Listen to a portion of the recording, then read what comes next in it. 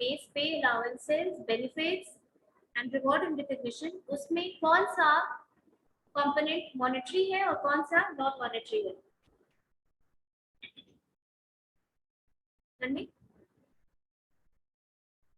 कौन सा मॉनेटरी और कौन सा non monetary?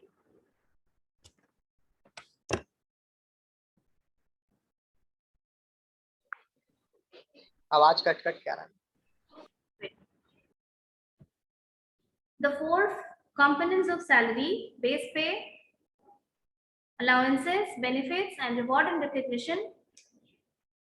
Which component is monetary and which component is non monetary? बताते जाइए. Base pay, tell me. Monetary है मैम. Okay. Allowances?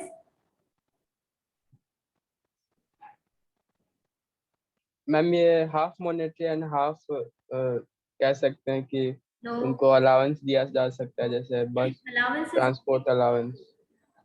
ठीक है. Whenever you are given an allowance, you are given in terms of money. Okay. Allowance is monetary. What about benefits?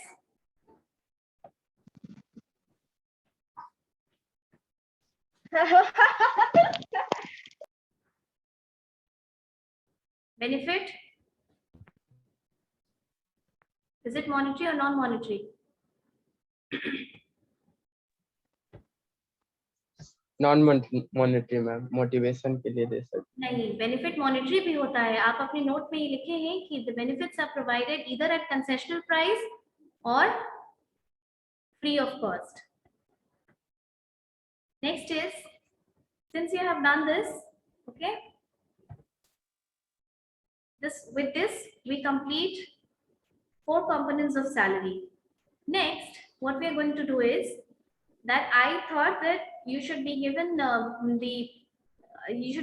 class of statutory benefits. लेकिन benefits समझने के पहले आपको social security आप थोड़ी सी समझ लीजिए, क्योंकि सोशल सिक्योरिटी जो भी दी जा रही है उनके जो बेनिफिट्स हैं, they are types of statutory benefits. Okay, तो पहले आज सोशल सिक्योरिटी का क्लास करते हैं. What is social security? You write down, then I will explain it to you.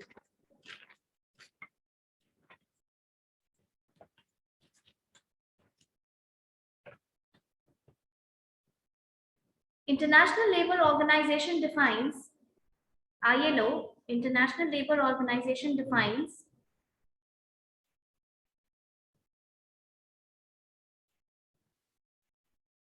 social security as that security,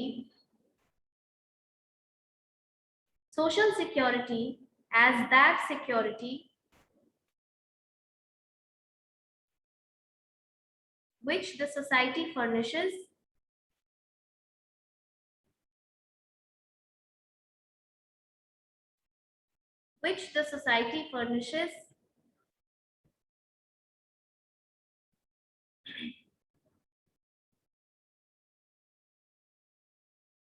through appropriate organization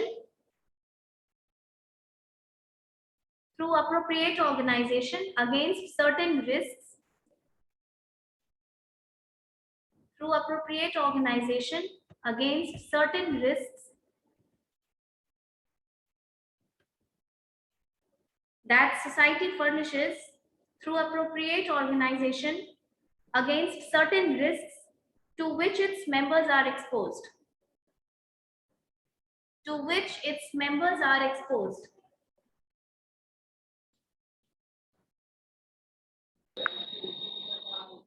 Which के बाद? To which its members are exposed. Exposed.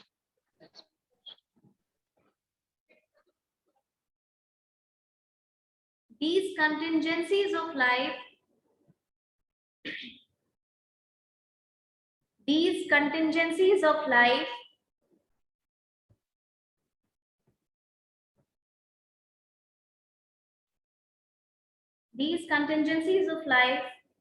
can't be faced by the individual alone.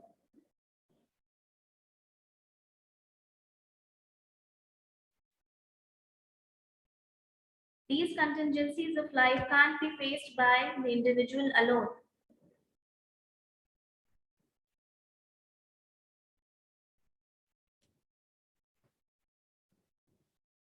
social security is to protect the poor and vulnerable. Social security is to protect the poor and vulnerable. Poor and vulnerable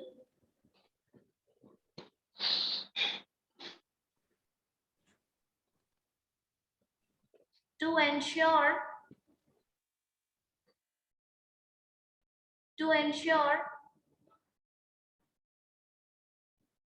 that they have an acceptable standard of living.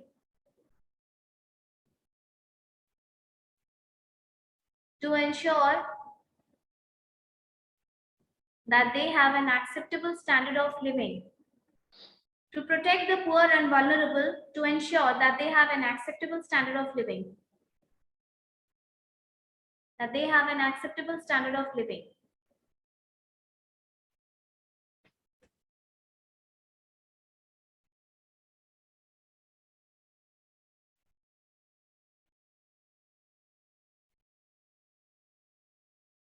The three main aims of Social Security are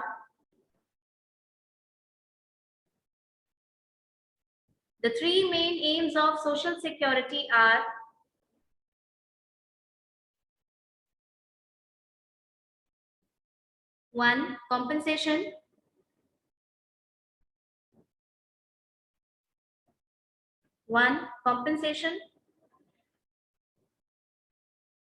Two, restoration.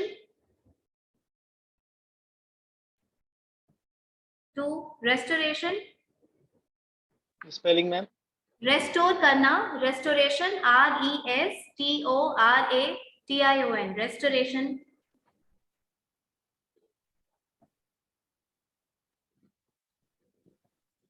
And three, prevention. Three is prevention.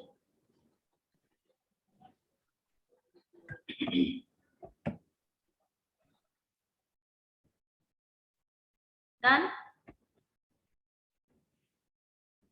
Okay. अब सुनो. Our country, India, is a welfare state. Welfare state का क्या मतलब होता है कि ये हमारे संविधान में मेंशन्ड है under directive principles of state policy कि हम एक वेलफेयर स्टेट हैं. हमें सिर्फ प्रॉफिट कमाने से मतलब नहीं है. प्रॉफिट हम कमाएंगे, but then we have to take into account the welfare of people living in India. Okay, we have to take into account various contingencies. Contingencies मतलब various emergencies of life जो आती है और उसके आने की वजह से कुछ ऐसे इमरजेंसीज हैं हमारे लाइफ में जो आती है और उनके आने से हम अकेले स्ट्रगल नहीं कर सकते हैं उनसे. We need help. वैसी इमरजेंसी जो हमारी जिंदगी में आती है और वो सडनली आती है, बता के नहीं आती. वैसी इमरजेंसी से निपटने के लिए we need help through the organization, from the organization and from the society. क्या है वो? लॉर्ड बेवरेज ने ऐसे लाइफ की कंटिजेंसीज को 6 मेजर पार्ट में डिवाइड किया, 6 मेजर कैटेगरीज में डाला. आप लिख सकते हैं the 6 major contingencies of life are, right now, the 6 major contingencies of life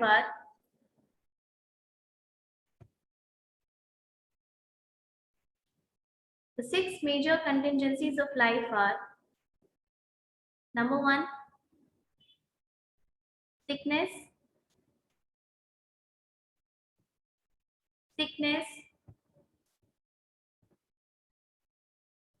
Number 2,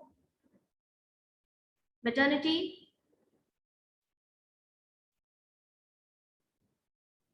Number 3, disablement.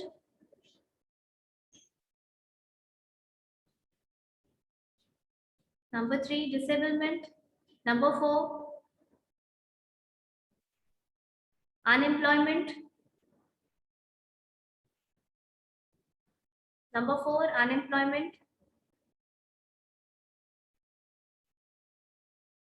Number 5, old age. Number 6, death. 5 में क्या बोला?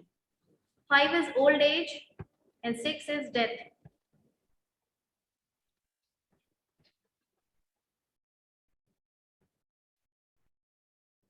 इसका क्या मतलब हुआ?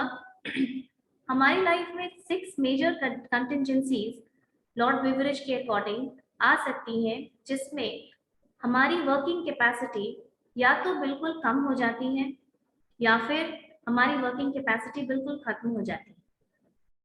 और उस समय हमें प्रोटेक्ट करने के लिए, to protect ourselves from that attack of contingency, we need social security help. Okay, social security help. What is the first contingency? Sickness. बीमारी कभी भी बता के नहीं आती है। हम बीमार हैं, हम अचानक बीमार हो सकते हैं और उसमें वी नीड हेल्प। पैसा चाहिए होता है, डॉक्टर की फैसिलिटी चाहिए होती है, we need all of those things sickness को काउंटरएक्ट करने के लिए। अब ये sickness, this can range from आपको सर्दी खांसी बुखार से लेकर के कैंसर, एस्बेस्टोसिस और भी तरीके की टीबी, कॉलरा और भी तरीके की बीमारियां इस सिकनेस में इंक्लूडेड हो सकती हैं। There could be a lot of other sickness that you can think of apart from just the normal fever or the trivial form of sickness. इस समय अगर एम्प्लॉय को ऑर्गेनाइजेशन से बाहर कर दिया जाए या कोई हेल्प नहीं दी जाए, तो क्या ये ओके है? Is it acceptable? No. No. Wait for a moment.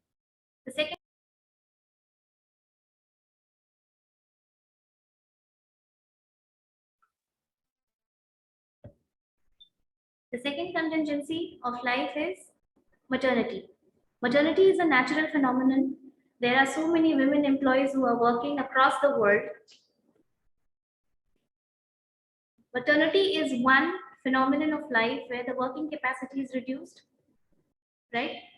Working capacity is reduced. She needs to be socially protected against that in terms of both financial benefit and in terms of leave and everything.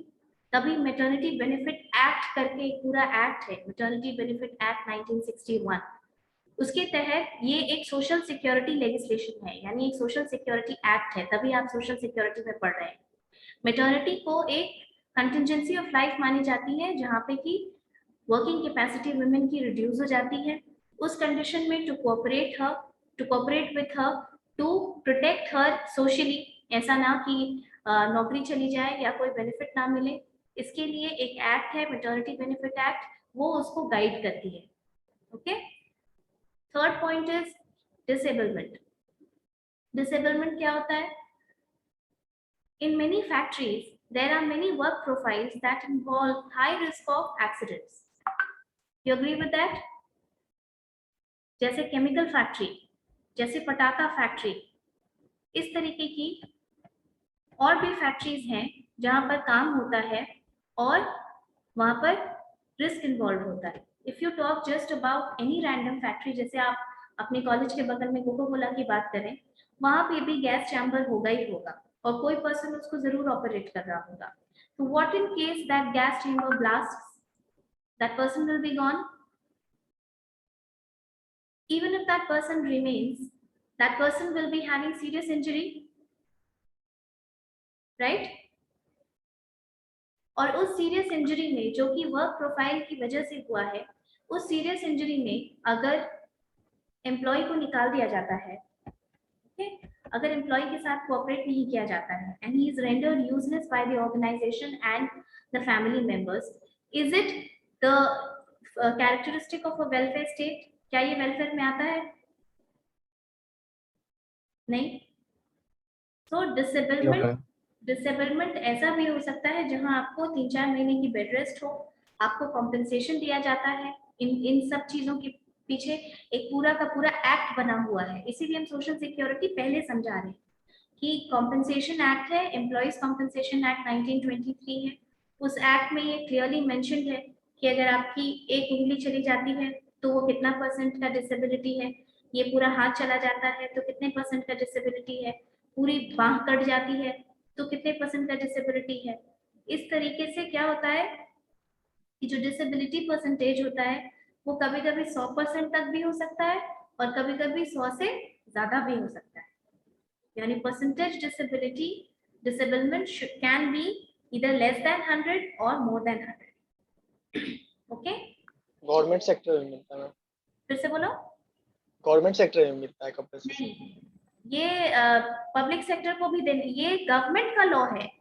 देखो, benefits पढ़ाते समय हम ये बात बताए थे कि benefits are good to have things in the organization, यानी कंपनी को, ऑर्गेनाइजेशन को जो अपनी मर्जी से बेनिफिट देना है वो तो ठीक है, आपके डिस्क्रिप्शन पे है, लेकिन कुछ बेनिफिट्स ऐसे हैं जो गवर्नमेंट का बनाया हुआ है, वो लेजिस्लेशन है, वो लॉ है। आप अगर एम्प्लॉयर है तो आपको वो एनफोर्स करना है, ये गवर्नमेंट का ऑर्डर है, तो वो प्राइवेट सेक्टर को भी देना है। प्राइवेट इंडस्ट्री जो है, अगर उनके यहाँ ऐसा कुछ होता है तो फिर दे हैव टू पे the compensation. Understood? Yes. Next is, ma'am कौन सा कितना परसेंट, कौन सा ऐसा सिचुएशन होगा कि उसमें डिसेबिलिटी 100% के पार जाएगा? देखो, अगर किसी की इंजरी ऐसी हुई है, किसी की इंजरी ऐसी हुई है कि हाथ का मान लो 10% है शेड्यूल में, कि हाथ का 10% है, ये पूरा फैलेंजेस का 20% है, आपका एक हाथ चला गया है या दोनों हाथ डैमेज हो गया है या कोई और इंजरी है, तो ये परसेंटेज जब मिला के 100 से क्रॉस कर जाता है डिसेबलमेंट, तब वो 100% से ज्यादा की डिसेबिलिटी कहलाती है। समझ में आया? और ये एम्प्लॉइज कॉम्पेंसेशन जो एक्ट है 1923, उसमें 4 शेड्यूल है, जिसमें से एक शेड्यूल में ये दिया हुआ है कि किस डिसेबलमेंट होने से कितना परसेंटेज काउंट होगा। समझ में आया? Yes ma'am. Okay. What is the next one after disablement? Old age. Old age. Employment Obviously, ma'am, this is unemployment. such an obvious thing. जब लोग धीरे धीरे ओल्ड एज की तरफ प्रोसीड करते हैं, उनकी रिटायरमेंट एबिलिटी, उनकी वर्किंग कैपेसिटी कम होने लगेगी ना, they will be less efficient to work. अब उनकी एबिलिटी कम होने लगेगी तो कोई भी रिलक्टेंट होगा उनको अपने यहाँ काम पे लेने के लिए। तो क्या किया जाना चाहिए उनके लिए? सोचा नहीं जाना चाहिए कि वो जब बूढ़े हो जाएंगे तो वो कैसे खाएंगे, उनका पेंशन। सोर्स ऑफ इनकम क्या होगा। प्रोविडेंट फंड का नाम सुने हैं? Yes ma'am, PF. पीएफ, ये पीएफ क्यों स्टार्ट किया गया था? रिटायरमेंट बेनिफिट प्लान की तरह। यस। पेंशन तो उसमें बाद में ऐड किया गया, रिटायरमेंट बेनिफिट सबसे पहले स्टार्ट। ये भी बताएंगे, पीएफ का भी एक क्लास लेना है। पीएफ में रिटायरमेंट के समय मिलता है ना मैम? हाँ, रिटायरमेंट के समय मिलता है, और आप कुछ कंडीशंस हैं जिसमें आप पैसे बीच में भी विड्रॉ कर सकते हैं।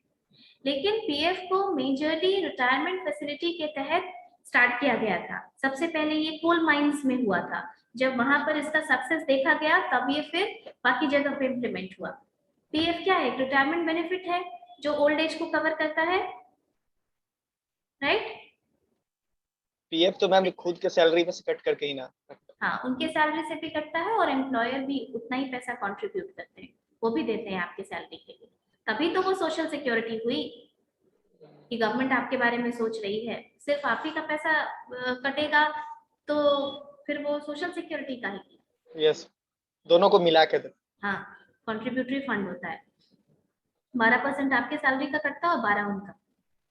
Next is death. डेथ। मैंने आपको बताया कि सोशल सिक्योरिटी उन कंटिजेंसीज ऑफ लाइफ में दी जाती है जिसमें वर्किंग कैपेसिटी या तो कम हो जाती है या फिर पूरी तरीके से खत्म हो जाती है। डेथ में क्या होगा? डेथ में तो जॉब भी मिलता है उसके। डेथ में वर्किंग कैपेसिटी का क्या होगा? खत्म हो जाएगी। जब द पर्सन इज नो मोर तो वर्किंग कहाँ से होगी?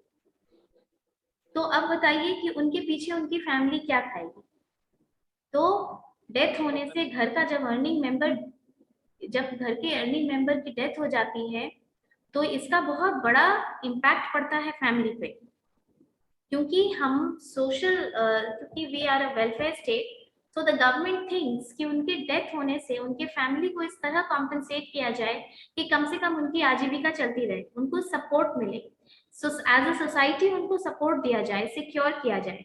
कई जगह डेथ में नौकरी मिलती है, कॉम्पेंसेटरी सर्विस उसको कहते हैं, गवर्नमेंट में। डेथ में कॉम्पेंसेशन का पैसा मिलता है।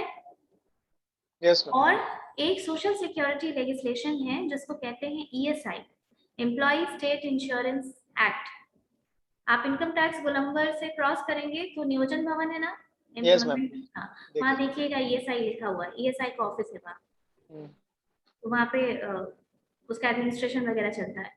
ESI एक्ट में अंतिम संस्कार करने के लिए भी पैसा घर के बड़े बेटे को, या फिर अगर बड़ा बेटा नहीं है तो बाकी किसी को दिया जाता है, क्योंकि ये वर्कर्स के लिए स्टार्ट किया गया था। जिनको खाने का पैसा नहीं है उनको अंतिम संस्कार करने का भी पैसा नहीं होगा, राइट? Yes ma'am. और क्योंकि हम ये जानते हैं कि हमारे अंतिम संस्कार का क्या महत्व है, it's a ritual, it's an important ritual. तो एथिकल ग्राउंड पे, मॉरल ग्राउंड पे गवर्नमेंट उनको ये पैसा देती है कि आप उनका अंतिम संस्कार ठीक से कर दें, और जो बेनिफिट्स मिलना है वो तो मिलेगा ही कॉम्पेंसेशन के तौर पे। अंडरस्टूड? Yes ma'am. तो ये मेन सोशल सिक्योरिटी ग्राउंड है। आप, और इसके अलावा ये सब मैंने आपको उस केस में बताए जब ऑर्गेनाइजेशन में कोई मेंबर इन्वॉल्व है, आप एक किसी ऑर्गेनाइजेशन के पार्ट हैं, है ना, आप कहीं काम कर रहे हैं, लेकिन उसके अलावा भी सरकार जो लोग काम नहीं कर रही होती है, जैसे बहुत गरीब हैं, उनको असिस्टेंस दिया जाता है। आपने सुना है विधवा पेंशन? Yes ma'am. या फिर जो डिसेबल लोग होते हैं सरकारी अस्पताल में, उनका रिहैबिलिटेशन होता है, आर्टिफिशियल लिम्ब वगैरह दी जाती है, आर्टिफिशियल लिम्ब दी जाती है ना, आर्टिफिशियल पैर लगाया जाता है बिहार में, और आर्टिफिशियल लिम्ब दी Yes, जाती है उनको। कुछ जैसे पैर कट गया है तो एक आर्टिफिशियल लिम्ब लगाई जाएगी, हाथ का प्रॉब्लम है तो कुछ उस तरीके का सपोर्ट दिया जाता है। ये सब सरकार क्यों करती है? सोशल सिक्योरिटी के तहत, कि उनको सपोर्ट मिले सोशली। क्या वो अकेले ये सब कर सकता है? No ma'am. That is why. Okay fine, we'll end the class here.